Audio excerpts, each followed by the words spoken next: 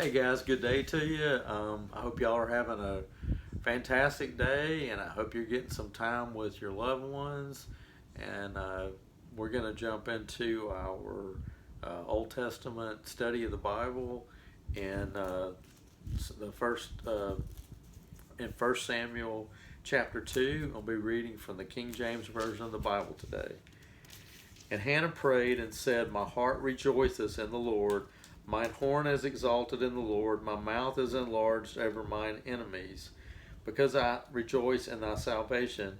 There is none holy as the Lord, for there is none beside thee, neither is there any rock like our God.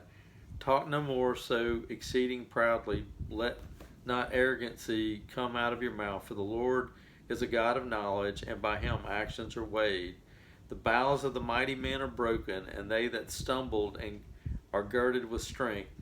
They that were full have hired out themselves for bread, and they that were hungry cease, so that the barren hath borne 7, and she that hath many children is waxed feeble. The Lord killeth and maketh alive. He bringeth down to the grave and bringeth up. The Lord maketh poor and maketh rich. He bringeth low and lifteth up. He raised up the poor out of the dust and lifted up the beggar from the dunghill, to set them among princes and to make them inherit the throne of glory. For the pillars of the earth are the Lord's, and he hath the world upon them. And he hath set the world upon them. He will keep the feet of his saints, and the wicked shall be silent in darkness. For by strength shall no man prevail. The adversaries of the Lord shall be broken to pieces. Out of heaven shall he thunder upon them. The Lord shall judge the ends of the earth, and he shall give strength unto his king, and exalt the horn of his anointed. And Elkanah went to Ramah to his house, and the child did minister unto the Lord before Eli the priest. Now the sons of Eli were sons of Belial. They knew not the Lord. And the priest's custom with the people was that when any man offered sacrifice, a priest's servant came, while the flesh was in seething, with the flesh book of 3 teeth in his hand. With a flesh hook of 3 teeth in his hand. And he struck it into the pan or kettle or cauldron or pot, and all that the flesh hook brought up the priest took for himself. So they did in Shiloh until all the Israelites that came thither. And before they burnt the fat, the priest's servant came and said to the man that sacrificed, Give flesh to roast for the priest, for he will not have sodden flesh of thee, but raw. And if any man said unto him, Let them not fail to burn the fat presently, and then take as much as thy soul desireth, then he would answer him, Nay, but thou shalt give it me now, and if not, I will take it by force. Wherefore the sin of the young men was very great before the Lord, for men abhorred the offering of the Lord. But Samuel ministered before the Lord, being a child, girded with a linen ephod. Moreover, his mother made him a little coat, and brought it to him from year to year, when she came up with her husband to offer the yearly sacrifice. And Eli blessed Elkanah and his wife, and said, The Lord give thee seed of this woman for the loan which is lent to the Lord. And they went unto their own home. And the Lord visited Hannah, so that she conceived and bare 3 sons and 2 daughters. And the child Samuel grew before the Lord.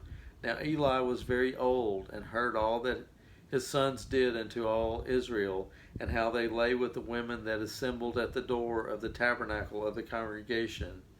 And he said unto them, Why do ye such things? For I hear of your evil dealings by all this people. Nay, my sons, for it is no good report that I hear. You make the Lord's people to transgress. If one man sin against another, the judge shall judge him. But if a man sin against the Lord, he shall entreat for him. Notwithstanding, they hearkened not unto the voice of their father, because the Lord would slay them. And the child Samuel grew on, and was in favor both with the Lord and also with men. And there came a man of God unto Eli, and said unto him, Thus saith the Lord, Did I plainly appear into the house of thy father, when they were in Egypt in Pharaoh's house? And did I choose him out of all the tribes of Israel to be my priest to offer up mine altar to burn incense, to wear an ephod before me?